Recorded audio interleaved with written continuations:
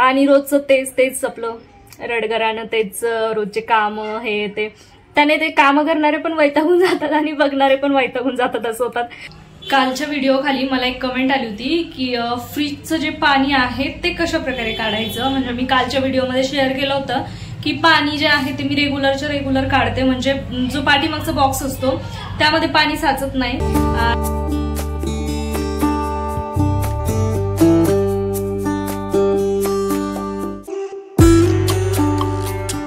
Hi everyone, आपल्या नवीन व्हिडिओमध्ये तुम्हा सगळ्यांचं खूप सारं स्वागत करते. तर आजच्या व्हिडिओमध्ये असं काही स्पेशल होणार नाहीये आणि रोज रोज व्हिडिओ बनवायचं म्हटल्यावरती असं समजत पण नाही की काय बनवावं किंवा मग कुठला टॉपिक आपला असावा व्हिडिओसाठी वगैरे. आणि रोजचं तेच तेच आपलं रडगरानं तेच रोजचे काम हे ते, त्याने ते काम करणारे पण वैतागून जातात आणि बघणारे पण वैतागून जातात असं होतात. त्यामुळे म्हटलं चला काम तर मी आवरून घेतलंय, फक्त 2 कामं बाकी आहेत जे मी तुमच्यासोबत समोर शेअर करतेच. बाकी सर्व आवरून झालंय, जेवण वगैरे पण झालंय. खूप छान जेवण केलंय आज एकदम पोटभर जेवले. तर चला आजचा जो व्हिडिओ आहे तो बघूयात काय होतोय काय नाही. आणि मी अजून काही प्लॅन केला नाहीये की आपण हे शेअर करूया ते शेअर करूया म्हणून. आणि प्रत्येक व्हिडिओचं कसं असतं, म्हणजे आम्ही जे काही कुणी ब्लॉगर असतील ते त्यांचं प्रत्येकांचं अगोदर ठरलेलं असतं की आपण आजच्या व्हिडिओमध्ये ना या गोष्टी शेअर करूयात, उद्याच्या व्हिडिओमध्ये या गोष्टी शेअर करूयात, असं प्रत्येक वेळी ठरलेलं असतं.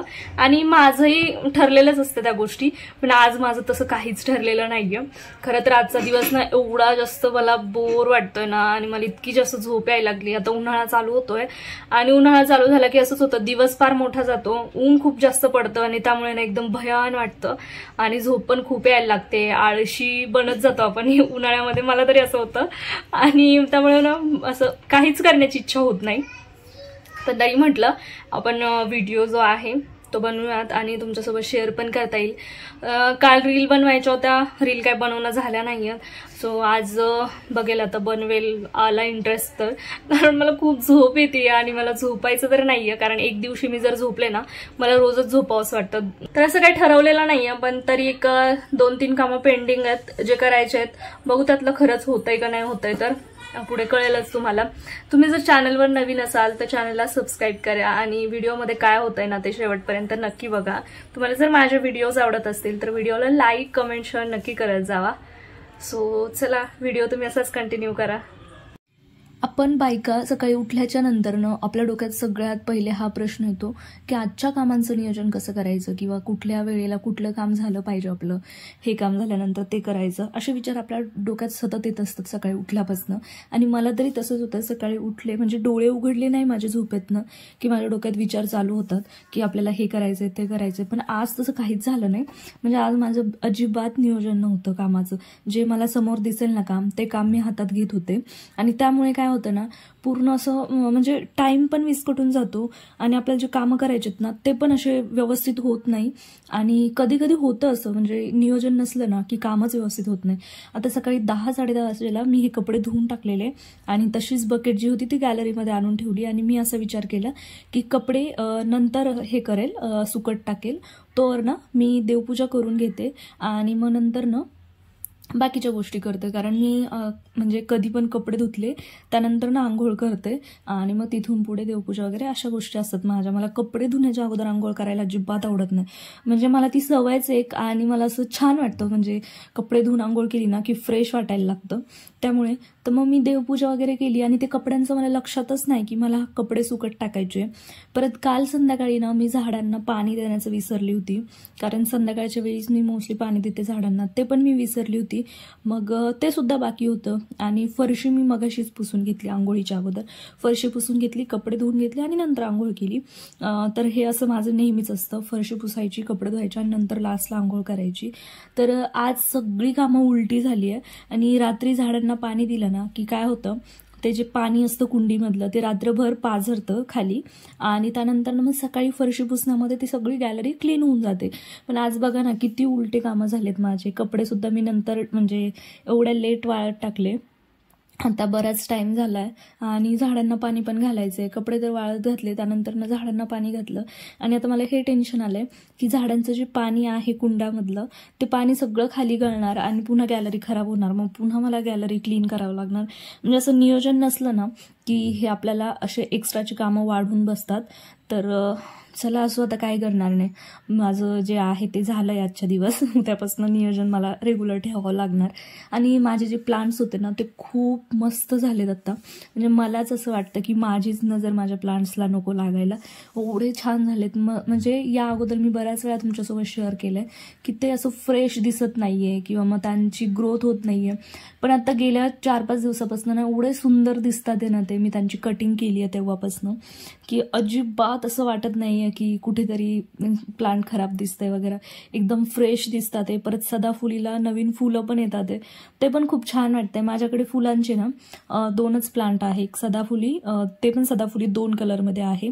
आणि जे इच्चचं झाड ते पण 2 कलरमध्ये आहे. पण त्या इच्चचं झाडाला काही फुलं येतच नाही. सदाफुलीला येतं तर ते व्हाईटच येतं. पिंकवालं जे आहे ते अजून रोप छोटं आहे, ते काही मोठं झालेलं नाही आहे. मोठं झाल्याच्या नंतर त्यांना पण फुलं येतील. एवढे सुंदर दिसतात ना प्लांट, तुम्ही बघू शकता आता. आणि एवढं छान वाटतंय ना डोळ्यांना हे असं बघून. मला रोज आता सवयच झाली आहे सकाळी आणि संध्याकाळी माझ्या प्लांटवरती एक नजर टाकायची. मला पहिले एवढं वेड नव्हतं, पण आता खूप जास्त वेड लागले मला प्लांटचं. म्हणजे मला अगोदर काहीच माहिती नव्हतं किंवा मला ते इंटरेस्ट पण नव्हता ते करण्यामध्ये. पण आता मला खूप असं करावंसं वाटतं की असं वाटतं हां आपल्या प्लांटकडे लक्ष द्यायचं वगैरे अशा टाईपमध्ये. आणि खिडकीमध्ये मी 2 कुंडा ठेवलेल्या, एक तुळशीची आणि दुसरी मनी प्लांट. मनी प्लांट माझ्याकडे 2 आहे. एक घरामध्ये आहे जी ग्लासमध्ये ठेवलेलं, तुम्हाला मी दाखवलेलंच आहे. आणि खिडकीमधलं जरा थोडंसं खराब दिसतंय आणि घरामध्ये जे ग्लासमध्ये आहे ते एकदम फ्रेश आणि पूर्ण ग्रीन ग्रीन असं दिसतंय. सो त्यालाही मी नंतर कुंडीमध्ये ट्रान्सफर करणारच आहे. पण म्हटलं थोडंसं अजून वाढू देते ग्लासमध्येच आणि त्यानंतर ट्रान्सफर करते. मला फुलांचे अजून प्लांट आणायचे आहेत. बघू आता काय होतं. तर मला विजय तर नाही म्हणतो घ्यायला. मला म्हणे तुझ्याकडनं होणार नाही, ते प्लांट पुन्हा खराब होऊन जातील. पण मी म्हटलं नाही, मी हळूहळू शिकेल. आता ते प्लांटचं कसं आपल्याला माहिती नसतं ना, त्यांना कसं जिवंत ठेवायचं वगैरे. तर ते हळूहळू मग शिकेल म्हटलं. पण मला घ्यायचे आहेत 1-2 प्लांट. आता बघू केव्हा नर्सरीमध्ये जाणं होतंय आणि केव्हा घेऊन येते.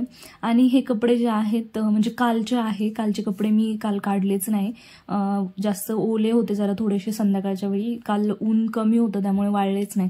मग आज सकाळी ते काढून आणले आणि तसेच बेडवर आणून ठेवले. मग बाकी सर्व कामं करत बसले. जसं मी तुम्हाला बोलले की माझ्या कामाचं आज काहीच नियोजन नव्हतं, त्यामुळे सगळी कामं पांगलेली. आता सर्व काम आवरून झालं माझं. एक म्हणजे रोजचं जे रेग्युलर काम असतं ते. त्यानंतर मग हे कपड्यांची घडे मी मारत घेतल्या. कालच्या व्हिडिओ खाली मला एक कमेंट आली होती की फ्रीजचं जे पाणी आहे ते कशा प्रकारे काढायचं. म्हणजे मी कालच्या व्हिडिओमध्ये शेअर केलं होतं की पाणी जे आहे ते मी रेग्युलर काढते. म्हणजे जो पाठीमागचा बॉक्स असतो त्यामध्ये पाणी साचत नाही.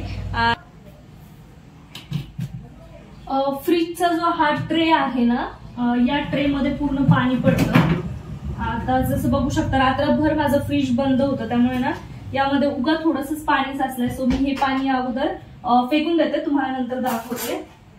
या ट्रे मध्ये जे काही पाणी जमा होतं ना ते या होल द्वारे ना पाठीमागच्या बॉक्समध्ये जमा होतं फ्रीजच्या.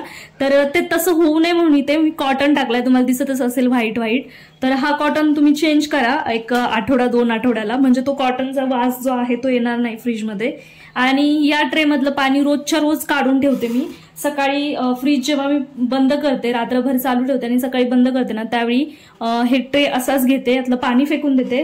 आणि हे कॉटनमुळे ते पाणी खाली जात नाही बॉक्समध्ये, ह्याच्यामध्ये स्टोअर होतं. सो तुम्ही अशा प्रकारे रोजच्या रोज जे आहे तुमच्या फ्रीजचं पाणी क्लीन करू शकता. म्हणजे तुम्हाला मागचा बॉक्स काढायची गरज नाही पडणार प्रत्येक वेळी. खूप तुम्हाला तुमच्या प्रश्नाचा आन्सर मिळाला असेल आणि तुम्ही पण हा प्रॉब्लेम जो आहे तुमचा तुम्ही तो सॉल्व्ह करा.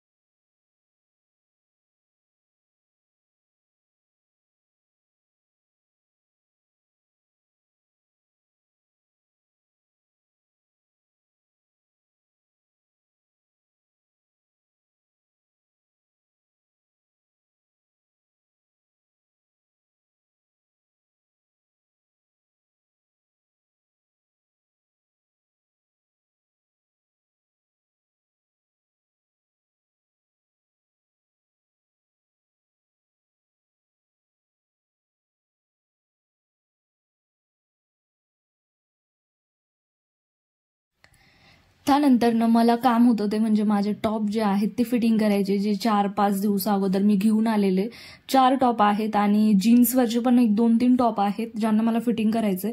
ते मी अजून केलेले नाहीयेत. मला असं वाटतं 6-7 महिने झालेत माझ्याकडे ते टॉप आहेत आणि त्या टॉपला मला फिटिंग करायची, पण मी बाहेर पण टाकले नाही. आता मशीन आहे घरी तरी पण माझ्याकडनं करणं होत नाहीये. म्हणजे बघू, तुम्ही विचार करू शकता मी किती आळशी आहे किंवा म्हणजे मी किती विसरभोळी आहे, मला लक्षातच राहत नाही त्याचं.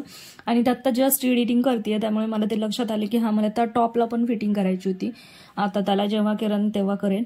आणि माझ्याकडे ते टॉप असून मी त्याला फिटिंग नाही केलं. आणि एरवी मला कुठे बाहेर जायचं असलं ना, मला विचार येतो यार माझ्याकडे कपडेच नाहीये. आणि हा प्रत्येकच मुलीचा प्रॉब्लेम असतो की एवढे मोठे कपडे असून पण आपण म्हणतो की कपडेच नाही. तर टॉपला व्यवस्थित फिटिंग करत होते आणि फिटिंग करण्यामध्ये खरंच माझा खूप वेळ गेला. तो का गेला ना मी तुम्हाला पुढे सांगते. मला वाटलं होतं तर हे जे 4 टॉप आहेत यांना लवकर शिलाई मारून होईल, पण ते असं झालं की एकदा टिप मारली, पुन्हा ट्राय करून बघितलं, पुन्हा टिप मारली, पुन्हा ट्राय करून बघितलं ना, यामध्ये माझं जवळजवळ अर्धा-पाऊण तास गेलाय. आणि ते कसं आपल्याला एकदम म्हणजे एवढं करायची सवय नसते ना, तर ते जमत नाही लवकर साईड जे आहे ती. आणि मी विचार करत होते पाठीमागच्या साईडनं टक्स मारायचे, म्हणजे कसं टक्स मारल्यावरती व्यवस्थित फिटिंग मध्ये बसतं. पण ते टक्स काही मी मारले नाहीये, म्हटलं नको टक्स माराय, पुन्हा काही चुकलं तर पचका होऊन बसेल. त्यामुळे जसं आहे तसंच केलं. आणि आता अशी इतकी झोप यायला लागली, मी खरंच झोपते आता. मी हा व्हिडिओ पुढे पण कंटिन्यू करू शकले असते, पण म्हटलं नको, आता पहिले झोपते आणि नंतर जे आहे तो व्हिडिओ एडिट करेल, तुमच्यासोबत नंतर शेअर करेल. आणि टॉप फिटिंग करून ना मला जवळजवळ 10 मिनिटं झाले. मी अशीच चेअरवरती बसलेली, उठली पण नाही, तसंच मोबाईल चाळत होते. इतका उठायचा कंटाळा आलाय. म्हणजे तुम्ही समजू शकता उन्हाळ्यामध्ये जर तुम्हाला पण अशीच माझ्यासारखी फिलिंग येत असेल तर. त्यातली त्यात माझं जेवण पण आज पोटभर झालेलं आहे, कारण माझं फेवरेट होतं जेवणामध्ये त्यामुळे. सो चला, हा व्हिडिओ मी इथे सेंड करते. व्हिडिओ तुम्हाला कसा वाटला कमेंटमध्ये नक्की कळवा आणि चॅनलला सबस्क्राईब करा. तर चला, भेटूयात आपण अशाच एका नवीन आणि इंटरेस्टिंग व्हिडिओमध्ये. तर तुम्ही स्वतःची काळजी घ्या. बाय.